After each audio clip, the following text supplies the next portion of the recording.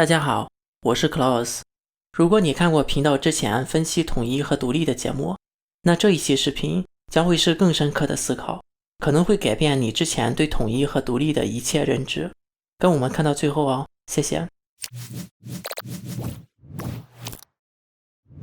当我们在夸夸其谈统一和独立的时候，有没有想过自己是真的明白这两个词的定义吗？对于这两个词来讲，我们都会读，都会写，也都会造句子，也是属于日常用词，经常会听到用到。可是正因为如此，反而会给我们一个很简单很明白的错觉，让我们不会去深入的思考。所以现在就请大家跟我一起来思考一下，究竟什么是统一呢？公元1406年至1407年，是当时的明朝永乐4年至5年，明成祖进攻越南胡朝，取得胜利，越南并入明朝领土。请问这是统一吗？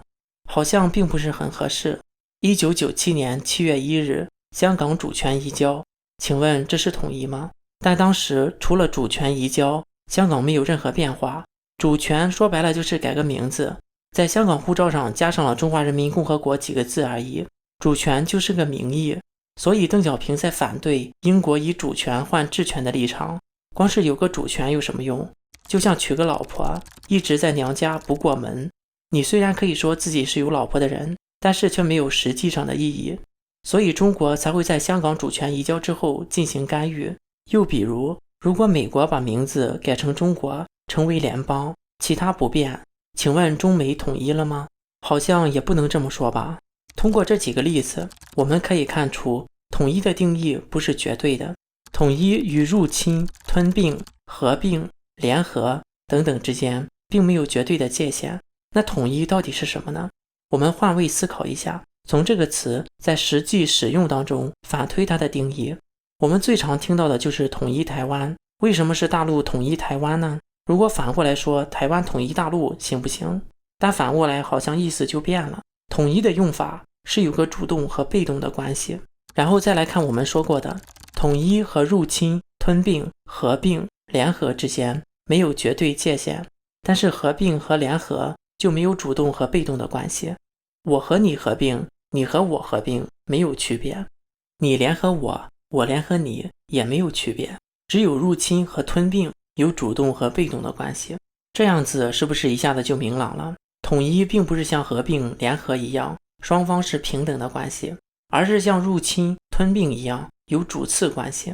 也就是说，双方之间谁占谁的便宜多，那就是谁统一了谁。比如 A 占了 B 的便宜，那就是 A 统一了 B。 如果 B 占了 A 的便宜，那就是 B 统一了 A。 所以说口语化的对统一的定义，那统一就是去占便宜。统一的本身是一个中性词，介于入侵、吞并和合并、联合之间，但实际使用中是偏向入侵和吞并的贬义词，而又被想去占别人便宜的人鼓吹成了偏向合并和联合的褒义词。所以从这个语言学上就能解释为什么台湾不想被统一，因为台湾不想被占便宜啊。如果改成说大陆和台湾合并，大陆和台湾联合，那我相信台湾人就不会那么强烈的反对了。好了，我们再来看一下独立。最近我看了一个视频，视频有几十万的观看，频道的粉丝也比咱多，但是他们粉丝的智商没有我们粉丝高。为什么呢？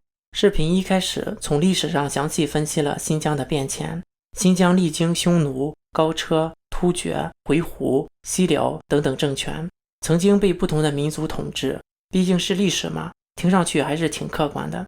后来话锋一转，说现在的新疆人是回鹘的后裔，不是突厥人，和中亚的斯坦国们不一样，所以教导大家要树立正确的历史观，不要因为语言和血缘关系就成为了民族分裂分子，让我闻到了中共的味道。果然我查了多方资料，中国方面都是说维族人不是偏中亚的突厥后裔，而是偏内地的回鹘后裔，用来反驳想独立的东突厥斯坦。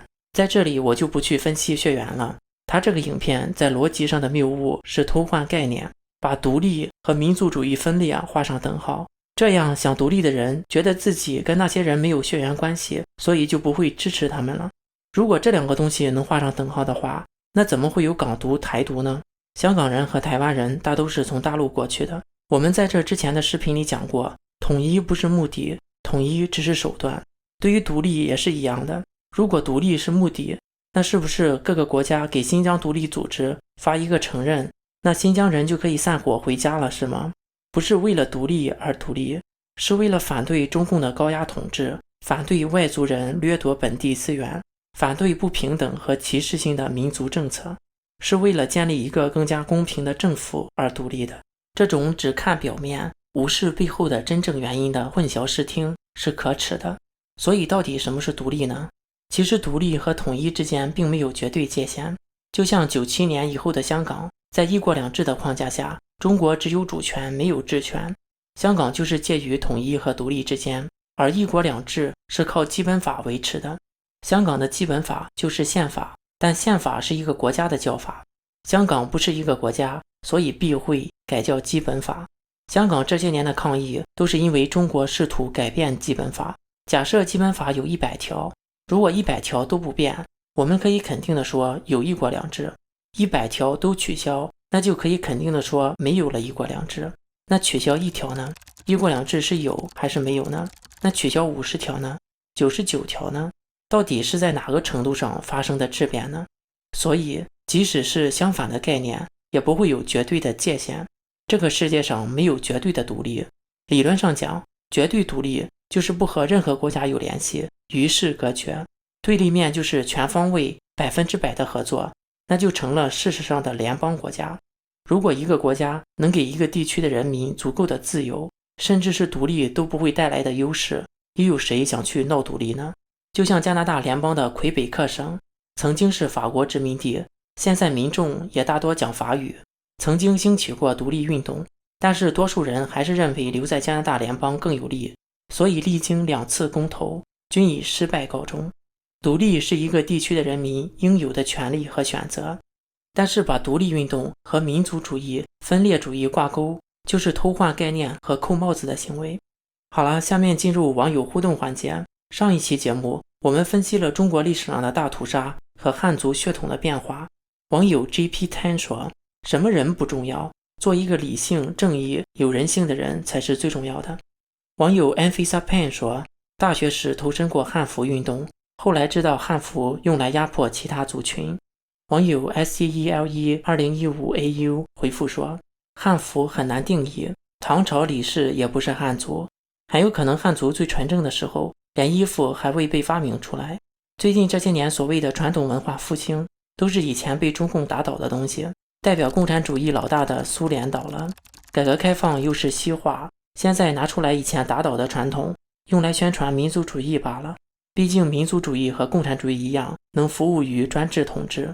网友木水阳和 Mars 晃说，中共国很多人叫嚣不怕死几亿人，也是继承了中国把人命当数字的传统。网友张飞说，以前为自己庆幸，后来才知道自己是大棚里的韭菜，但不愿意长在大棚里。网友我生而爱自由说，杀汉族人最多的就是汉族人自己，难道整个汉族都要自尽谢罪吗？最后网友骇客说，中国人口基数大不好管理。中国人口是基数大，但是管理者基数也大呀，光是党员就快1亿人了，比台湾的总人口都多，单独拿出来作为一个国家都可以排在全球前15名了。